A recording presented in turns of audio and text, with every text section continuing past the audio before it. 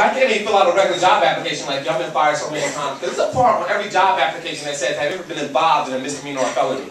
Now right there I have to check yes. Right up under that it says, if so, please explain. Now I gotta ask these fuckers which one they want to know about. Because I was in a situation where I got 6, which is a lot. Now, I know I don't look tough or dangerous. There's white guys in this room thinking to themselves, we could probably rob that black guy. I know I don't look tough because one time I was walking up a dark alley with a hoodie on, and I seen 2 older white women come out the back of Jefferson Hospital. And they must have been doctors or something. And they were so unintimidated that they were giving, when they were giving each other change for a $100 bill, she actually looked at me and reacted like this. She said, 20, 40, 60, 80.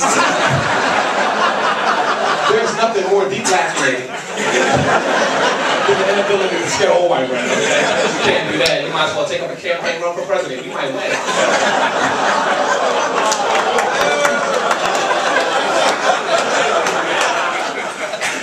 It's not like I woke up one day wanting to break the law. That's not how it happened. Me and my brother were in our backyard doing what people do when you have some time. We smoke a little weed, drink a little beer. Not against the law per se. Then all of a sudden his appendix burst. I know, this is an immediate medical situation. It's been all the times I have been drinking and driving before. We're about to pay off as a skill. So I got in the car and off to the hospital. We went. You get in any car after drinking and smoking, you're going to be charged with driving while intoxicated and driving under the influence. While driving down the street, my brother vomited on the dashboard in my lap. When I looked down, I looked back up, a homeless man stepped out from between 2 parked cars. I know, you're thinking what I'm thinking. Bums don't belong in the street. It was like, boom! I was like, oh shit, did we just hit him? My brother said, if by we, you mean you. Yes. You get anybody in this situation going to be charged with reckless endangerment of another person, assault with a deadly weapon, and you will no longer be high. I got out the car to see if he was okay. He wasn't. He'd been hit by a fucking car. That's when I saw $20 on the ground. I know you think what I'm thinking. Finally, something coming up Anton. I picked it up and put it in my pocket. At that point, I committed armed robbery. This is not about me or a bomb. This is about the space on the application. It's too small to explain my side of that story. Don't you ask for another sheet of paper at this point in the interview. You're not getting a fucking job anyway. Further down the application, it says reason for leaving last job. I didn't leave my last job. I was asked to leave my last job.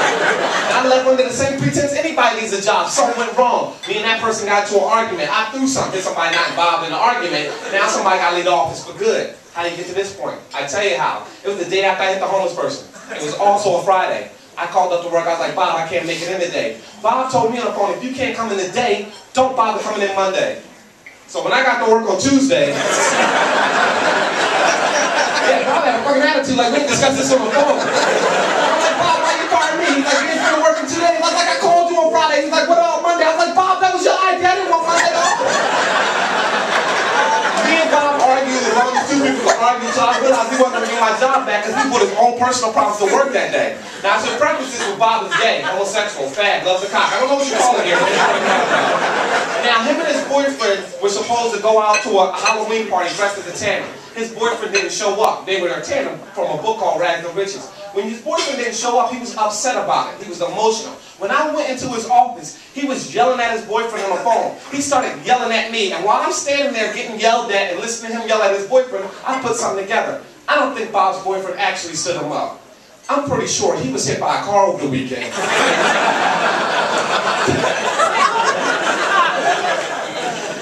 Alright, that was good. Reaction. I gotta get out of here, but I'm gonna tell y'all this one last story. I was fortunate enough to go to a couple World Series games when the Phillies played the Yankees. Yeah, good times. Good times in the city. While I was there, you know, I'm sitting there minding my business eating a hot dog, when all of a sudden a foul ball is hit our way. So it's like, bow, foul ball's coming our way. Everybody in my section stood up and rushed the rail to go catch the ball. I didn't stand up, I was eating a hot dog. Now, when everybody stood up to catch the ball, they couldn't corral it, so it bounced off their hands. Now it's bouncing back to where I am. I'm sitting here in my house, still eating a hot dog. Over here is a little kid. Me and this kid see this ball at the same time. Now let me just say this. If you see a baseball coming your way at a baseball game and you really want to catch a baseball, and the only thing standing between you and your baseball is a little kid, well, you don't have nobody blamed but yourself if you come home with no baseball.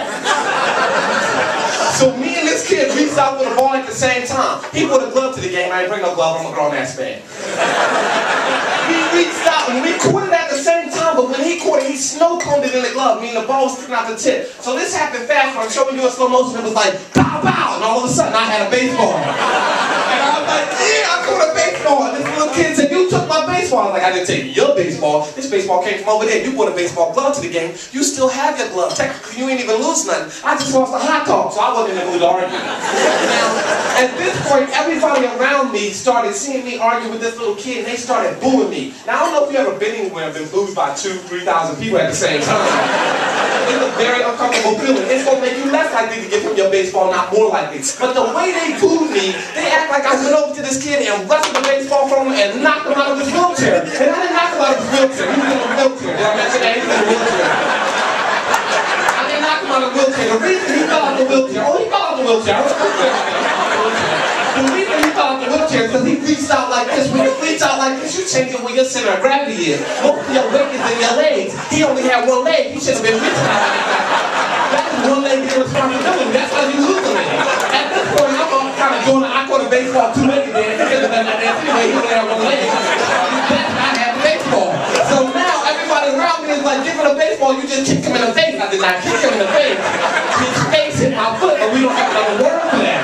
Let me explain how that happened. When he fell out the wheelchair this way, I had to jump over him like that. When I jumped over him like that, his face hit my foot, but you don't kick nobody like this. You kick like that, and then I did not make that motion. But when I turned back around to go high five my friends, I didn't know he was going to sit up. I did kick him that time. Anybody who knows me know I'm right foot. I wouldn't kick nobody with my left foot. I was just trying to show off how many feet I can kick with, which would be really rude because there's a one-legged boy in the ground right now. So now everybody around me is like, why don't you give him the baseball? I'm like, first of all, I can't go around giving out gifts to strangers. We're in a recession. So everybody's mad at me, so they're throwing beer and popcorn at me. But I'm so happy. I'm like, free beer, popcorn, and I caught a baseball. I'm having a good time right now. So everybody's pushing and shoving. They're like, why don't you just give him the baseball? I said, look, it seems rude to me to give a kid a baseball who probably ain't gonna never play baseball. You wouldn't get Stevie Wonder and telescope this Christmas. That would also be rude. That would be very rude. Now at this point, security comes up to me and everybody's mad at me and they're trying to make me give them a baseball. I was like, look, I don't know if you're familiar with the 1991 American Disabilities Act that says you're supposed to treat all people with physical handicaps equally. Now I would have took the baseball from this guy, so I took it from that kid. Because I believe in America. I believe in equality. I believe in freedom. And the minute I give him my baseball, then the terrorists win. God bless America.